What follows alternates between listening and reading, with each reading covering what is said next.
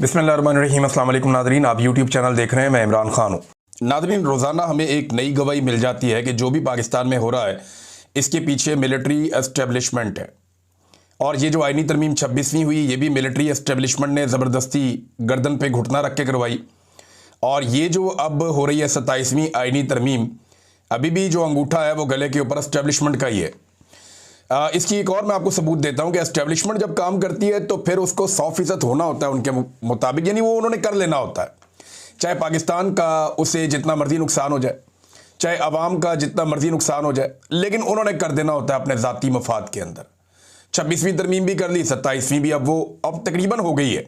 मैं उसकी वजह आपको बताता हूँ कि पहले से ही उसके ऊपर अमल दरामद शुरू हो गया है। अब ये एक ब्रेकिंग न्यूज़ है जो साकिब बशीर साहब ने दी है, कुछ और सहाफ़ी हैं उन्होंने भी दी है, और ये सब लोग जो है वो कोर्ट रिपोर्टिंग करते हैं, अदालतों में जाके कवरेज करते हैं। तो इन्होंने बताया जी कि ज़राए के मुताबिक मुमकिना 27वीं तरमीम के नतीजे में तश्कील होने वाली वफाकी आइनी अदालत, ये एक नई अदालत बनाने जा रहे हैं ना, जिसमें कोई 9 जजेस कहते हैं होंगे, और उसका चीफ जस्टिस भी 70 साल की उम्र के बाद रिटायर होगा। यानी जस्टिस अमीनुद्दीन साहब जो हैं वो उनके लिए लंबे रास्ते इन्होंने खोल दिए हैं, क्योंकि उन्होंने काम ही बड़ा कमाल करके दिया है। तो अब इसके अंदर ये बता रहे हैं जनाब के वफाकी आइनी अदालत की जगह का इंतखाब के काम शुरू हो गया है। आइनी अदालत शरीयत कोर्ट की जगह बनेगी, जबकि शरीयत कोर्ट इस्लामाबाद हाई कोर्ट के तीसरे फ्लोर पर मुंतकिल करने का इम्कान है। इस्लामाबाद हाई कोर्ट का तीसरा फ्लोर खाली कराने का काम जारी है। अब ये खबर जो है पाकिस्तान के डिफरेंट चैनल्स के ऊपर भी चल गई, तो आप अंदाजा करें कि अभी तरमीम हुई नहीं, यानी पहले पिंड बसिया नहीं तो चक्के पहले पै गए। इन्हें डाकू जो है वो पहले आ गए, अभी तो गाँव में आबादी नहीं हुई, तरमीम बनी नहीं, हुई नहीं, लेकिन तरमीम की इतना यकीन है एस्टेब्लिशमेंट को कि हमने ये कर लेना है। ऐसे उन्होंने नंबर पूरे किए हुए हैं कि उन्हें पूरा यकीन है कि हम ये कर लेंगे। जो आर्मी चीफ को चाहिए हम उन्हें दे देंगे, जो जजों को चाहिए वो हम उन्हें दे देंगे। और ये जो निज़ाम लूला लंगड़ा हमने बनाया 17 सीटों के ऊपर अवाम के मैंडेट के खिलाफ, इसको घसीटने के लिए हम पूरे इकदाम कर लेंगे। अब जनाब इसके ऊपर पहले से ही अमल दरामद शुरू हो गया, और इसमें एक बड़ा इंटरेस्टिंग ट्वीट है जबरान इलियास साहब का, और उन्होंने बड़ा ज़बरदस्त इसको पोर्ट्रे किया। पाकिस्तान तहरीक इंसाफ का सोशल मीडिया चलाते हैं वो ये कहते हैं कि इमरान खान ने पूरे सिस्टम और आसिम मुनीर को इतनी बुरी तरह हराया कि हर वक्त वो खेल के रूल्स चेंज करने में लगे होते हैं। यानी इमरान खान ने इनकी माती मार दी है। इमरान खान ने इनका इतना बेड़ा गर्क कर दिया कि अब ये खेल के रूल्स तब्दील कर रहे हैं बार बार, कभी ज़ोर ज़बरदस्ती से और कभी आइनी तरमीम से। इन सबको ये नहीं पता कि कुछ उसूल कुदरत के भी होते हैं, और इनके मुताबिक इमरान खान इन सबको मात दे चुका है अवाम की मदद से। अब वो लोग आगे जो कुछ भी करें, पहले अपनी मायूसी, महरूमी और नाकामी लोगों को दिखाएंगे, और फिर ताकत दिखाने के बावजूद और ज़्यादा रुसवा होंगे, क्योंकि इससे कुछ हासिल नहीं होगा, उल्टा पाकिस्तान को नुकसान पहुंचेगा और लोग और शिद्दत से इनके खिलाफ हो जाएंगे। ये साइकिल 3 साल से चलाकर अपना दिवालिया निकाल लिया इन्होंने। ये जो काम करते हैं, कल मैंने आपको बताया ना, चंद काम आपको बताए थे मैंने, 1-2 दर्जन काम बताए थे जो इन्होंने किए, कि बस ये आखिरी काम अगर हमने कर लिया ना, बस फिर सारा कुछ कंट्रोल में आ जाएगा। इमरान खान को किसी तरह जेल में डाल देना, सब ठीक हो जाएगा। ये जनाब इमरान रियाज को अगवा कर लेते हैं, गायब करके बंद कर देते हैं, सब ठीक हो जाएगा। ये जनाब अरशद शरीफ को कत्ल कर देते हैं, अरशद शरीफ पाकिस्तान से निकल गया, उसकी जिंदगी जीरन कर दी, वो कत्ल हो गया, अब सब ठीक हो जाएगा। पाकिस्तान का मीडिया कंट्रोल कर देते हैं, पीका ऑर्डिनेंस ला के ना इनका गला दबा देते हैं। जनाब हम ये काम करते हैं, ये चोरों डाकुओं को इकट्ठा करके सबको बैठा देते हैं, इक़्तिदार दे देते हैं, हम ये कर देते हैं, वो कर देते, सारे गलत। डोनाल्ड ट्रंप के जाके पांव पकड़ देते हैं, उसकी तारीफों में जमीन आसमान के किलाबे मिला देते हैं, बूट पॉलिश करते हैं कमाल किस्म की जबान से। ये सारा कुछ करने के बाद भी इनको पता चलता है कि अब इन्हें कुछ और करना पड़ेगा। वो एक दरिया क्रॉस करते हैं तो अगला दरिया सामने आ जाता है, और वो पहले से ज्यादा कठिन होता है। कर लो 27वीं आईनी तरमीम पास, लग पता जाएगा आपको इसके बाद जो चैलेंजेस आपके सामने आएंगे, आपको अंदाजा भी नहीं है, क्योंकि बदनीयती के अंदर से कभी भी बेहतरी नहीं निकल सकती। ये बदनीयत है, अपनी अपनी नौकरी, अपनी अपनी हुकूमत और अपनी अपनी कुर्सी के चक्कर में, और इनको हमेशा ये याद रखना पड़ेगा जो अभी जबरान साहब ने कहा कि कुदरत का भी एक कानून होता है और उसका भी एक इंसाफ होता है, और वो इनको नजर आता है वक्त के साथ साथ। तो ये वक्त इस्लाह का है, उन्होंने ये भी कहा, लेकिन ये इस्लाह की किसको पड़ी है? अभी तो सारे के सारे लोग जो पाकिस्तान में है, इक़्तिदार में खास तौर पर, उन्हें तो कुछ दिखाई ही नहीं दे रहा। आर्मी चीफ की एक्सटेंशन पे सोशल मीडिया में सख्त रद्द-ए-अमल आ रहा है, ये बड़ा सख्त रद्द-ए-अमल है। यानी इससे पहले हमने पाकिस्तानियों को कभी ऐसे नहीं देखा था किसी भी एक्सटेंशन में। जनरल बाजवा की एक्सटेंशन भी पाकिस्तानी नहीं चाहते थे, लेकिन आसिम मुनीर की एक्सटेंशन तो पाकिस्तानी बिल्कुल ही नहीं चाहते। पहले दिन से ही यहाँ पे ट्रेंड चल रहा है सोशल मीडिया पे कि एक्सटेंशन नामंजूर। फिर इमरान खान साहब ने ज़हनी मरीज करार दे दिया। अब ज़हनी मरीज कहने के बाद इमरान खान साहब ने एक नेक्स्ट लेवल पे इस लड़ाई को पहुंचा दिया है। और उसके बाद जो बातें आकर बताई सुहेल अफरीदी ने, और अभी सुहेल अफरीदी ने जो बातें बताई हैं ना, ये कुछ भी नहीं है। मैं आपको सच बता रहा हूं, ये मस्जिद में कुत्ते बांधने वाली बात कुछ भी नहीं है। जो ऑपरेशन ज़दा इलाकों में वहां के लोगों के साथ हुआ है और जो वाकयात हैं वो अगर वहां के लोग सुना दें ना, तो पाकिस्तानियों के पंजाब में बैठे हुए और सिंध में बैठे हुए कानों से धुएं निकल आएंगे। हत्ता के पेशावर के लोग नहीं जानते कि ऑपरेशन ज़दा इलाकों में क्या कुछ हुआ और किस तरीके से हुआ। ये बातें अब सुहेल अफरीदी ने बताना सिर्फ शुरू की हैं और ये नुक्ता आगाज है। मेरे ख्याल में जितनी जल्दी हो इस मामले को समेट लें और अवाम का मैंडेट तस्लीम करें, उससे माफ़ी मांगें कि हमने तेरे साथ ज्यादती की, भाई आप अपना काम करें, हमें हमारा काम करने दें। तो अब रद्देमल पब्लिक का बहुत सख्त आ रहा है और ये आने वाले दिनों में बढ़ता चला जाएगा। शहजाद अकबर साहब ने एक खबर दी है और शहजाद अकबर साहब की जो खबर है वो ये कहती है कि नई तरमीम के तहत फील्ड मार्शल तमाम अफवाज बरी, नेवी, एयरफोर्स के सरबराह होंगे। अच्छा, इसमें मैं एक चीज़ और बताऊं कि अख्तर औसाफ साहब ने जो तजवीज़ दी थी उसमें यह कहा था कि तमाम फोर्सेस के, अब ये फोर्सेस क्या सिविलियन फोर्सेस के भी सरबराह होंगे, ये सवाल तब से अब तक मेरे जहन में है, लेकिन फ़िलहाल ये कि तमाम अफवाज के सरबराह होंगे। इनका ये ओहदा आईनी होगा, यानी वो पहले की तरह सरकारी मुलाजिम नहीं होंगे, सरकारी मुलाजिम नहीं होगा आर्मी चीफ, आईनी ओहदा बन जाएगा, जैसे सदर का होता है, वज़ीर आज़म का होता है। वज़ीर आज़म और चीफ जस्टिस इनके कंट्रोल में होगा।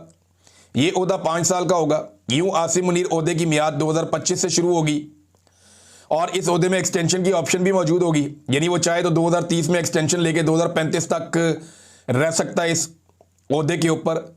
तो जनाब ये इस तरह से शहजाद अकबर साहब ने इसकी एक मंजरकुशी की है। नाज़रीन, एक बड़ी इंटरेस्टिंग बात मैं आपको बताता हूं कि अभी तक किसी के पास भी 27वीं आईनी तरमीम का कोई मुसव्वदा नहीं है।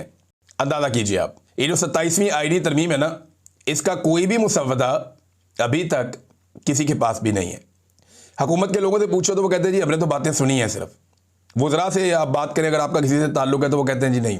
आप अपोजिशन से पूछें, फजलुर रहमान से पूछें, फजलुर रहमान साहब तो अभी हुकूमत को कह रहे हैं जी मेरा बहुत बड़ा मुतालबा है। मुतालबा ये है कि जो आईनी तरमीम है जो आप पास करवाना चाहते हैं उसका मुसव्वदा मेरे सामने ले आए, ला के ज़रा मुझे पढ़ा दें और असली मुसव्वदा हमें दे दें। अंदाज़ा करें पाकिस्तान के अंदर एक आईनी तरमीम हो रही है और किसी को नहीं पता कि इसका एक्चुअल मुसव्वदा क्या है और इसके अंदर क्या लिखा है और वो कौन सी चीज़ है आइन में जिसमें इस वक्त की मिलिट्री एस्टेब्लिशमेंट मौजूदा कठपुतली हुकूमत से तरमीम करवाना चाहती है। इसके बारे में कोई खबर बाहर नहीं आ रही, किसी को नहीं पता कि इस मुसव्वदे के अंदर है क्या या ये करवाना क्या चाह रहे हैं, किसी को कुछ पता नहीं है। लेकिन पाकिस्तान के अंदर ना मैंने लोगों का किबला बदलते हुए देखा है। ये नजम सेठी साहब हो गए, बहुत सारे और सहाफ़ी हो गए, ये दिन रात इमरान खान साहब के दौर के अंदर जमहूरियत के राग अलापते थे। इमरान खान ने एक दिन कहा कि वो सख्ती करना चाहते हैं करप्शन के खिलाफ, जैसे चाइना की उन्होंने मिसाल दी, तो साथ ही इन सब ने रोना पिटना शुरू कर दिया। इन्होंने ऊंची ऊंची मुर्गों की तरह अदाने देना शुरू कर दी, रोना शुरू कर दिया कि जनाब नहीं, ये तो इमरान खान मुल्क में डिक्टेटरशिप लेकर आना चाहता है, ये तो जमहूरियत का कत्ल करना चाहता है। और हमेशा ये कहते थे कि बदतरीन जमहूरियत भी बेहतरीन आमरीत से बहुत बेहतर होती है। इस किस्म की बातें कर करके इन्होंने कौम को जमहूरियत का चूरन बेचा बड़ा लंबा अरसा। और अब आप इनकी असल औकात चेक करें कि जिस वक्त इनको डंडा पड़ता है ना, या जिस वक्त इनके अपने मफादात के सामने कोई रुकावट आती है, तो ये अपने मफादात के लिए अपने नज़रियात को कुर्बान कर देते हैं। मिसाल के तौर पे ये देखें नजम सेठी अब क्या कह रहे हैं, सारी दुनिया में जमहूरियत से रोमांस खत्म हो रहा है। भाई पूरे यूरोप के अंदर जमहूरियत है, अमेरिका के अंदर जमहूरियत है। अभी अमेरिका में डोनाल्ड ट्रंप के खिलाफ उम्मीदवार जीत गया न्यूयॉर्क से, ममदानी। 2 दिन पहले उसको सारे मुबारकबादें दे रहे थे, अब कह रही पूरी दुनिया से जमहूरियत का रोमांस खत्म हो रहा है। अब सारी दुनिया चाइना की तरफ देख रही है, ऑस्ट्रेलिया में जमहूरियत है, न्यूजीलैंड में जमहूरियत है, जापान में, दुनिया के हर मुल्क में आप जहाँ चले जाएं, इंडिया इतना बड़ा मुल्क है, वहाँ पर जमहूरियत है। अफगानिस्तान की तरफ जमहूरियत मांग रहे हैं कि जनाब वहाँ पर अवामी हुकूमत होनी चाहिए। तो सारी दुनिया चाइना की तरफ देख रही है जहाँ 1 पार्टी सिस्टम है, हम भी उस तरफ देख रहे हैं। जमहूरियत में गरीब को कोई फ़ायदा नहीं होता, अमीर को फ़ायदा होता है। सारी दुनिया की डिक्टेटरशिप चाइना की तरफ देख रही है। अब नेशनल सिक्योरिटी एस्टेब्लिशमेंट इस मुल्क को आईनी तौर पर इस पार्लियामेंट की मोहर के साथ चलाएगी। अंदाज़ा करें नाजरीन, बिल्कुल कैटेगोरिकली क्लियरली कह दिया उन्होंने, ठीक है जनाब, उसको जस्टिफाई कर रहे हैं कि पाकिस्तान की मिलिट्री एस्टेब्लिशमेंट या सिक्योरिटी एस्टेब्लिशमेंट जो है वो पाकिस्तान को चलाएगी और स्टीयरिंग के ऊपर बिठाया हुआ होगा कठपुतलियों को। ये कठपुतली जो आजकल बैठे हुए हैं जिनके जरिए से आईनी तरमीम करवाई जा रही है। जब इमरान खान कोई सख्ती की बात करता था तो कहते थे डिक्टेटरशिप ले आया पाकिस्तान में, लेकिन अब आप हर दौर में ना नाजरीन, हर डिक्टेटर को या हर फौजी ऑफिसर को या आर्मी चीफ को हर दौर में बड़े ज़बरदस्त नमूने मुयस्सर रहे हैं। हर दौर में बड़े ज़बरदस्त उनको तारीफ़ें करने के लिए खुशामदी जो है वो मैसर रहे हैं। मिसाल के तौर पे ये मौलाना अब्दुल रहमान अशरफी, बड़ा नाम है इनका, बहुत सारे इनके स्टूडेंट्स हैं, लेकिन इनसे मंसूब एक डॉक्यूमेंट जो है वो सोशल मीडिया पे गर्दिश कर रहा है। ये जामिया अशरफिया लाहौर के थे, मौलाना अब्दुल रहमान अशरफी, जैसे आजकल वो है ना मौलाना ताहिर अशरफी, इसी तरह मौलाना अब्दुल रहमान अशरफी, क्योंकि जामिया अशरफिया से इनका ताल्लुक था। तो उन्होंने लिखा था एक पेज, उसके ऊपर जो उसका मेन वर्क था उस पर लिखा हुआ था, साथ ज़िया-उल-हक की तस्वीर बनी हुई थी और ज़िया-उल-हक की तस्वीर में से चारों तरफ किरणें निकल रही थी, नूर की किरणें निकल रही थी। उस दौर में जितनी निकाली जा सकती थी उस तरह उन्होंने उस टेक्नोलॉजी के तहत निकाली, नूर की किरणें, जनरल ज़िया-उल-हक का बीच में फ़ोटो, बड़ा खूबसूरत, बड़ा वजी, और उसके ऊपर जनाब जो तहरीर लिखी हुई थी मौलाना अब्दुल रहमान अशरफी साहब से मंसूब, वो ये थी, जनरल साहब को सरकार दो आलम सल्लल्लाहु अलैहि वसल्लम की तरफ से कई सलाम पहुँचे, कई पैगाम आए। यानी इन्होंने दीन का मंजर मौलवियों ने हर दौर में डिक्टेटरों के सामने बेचा है।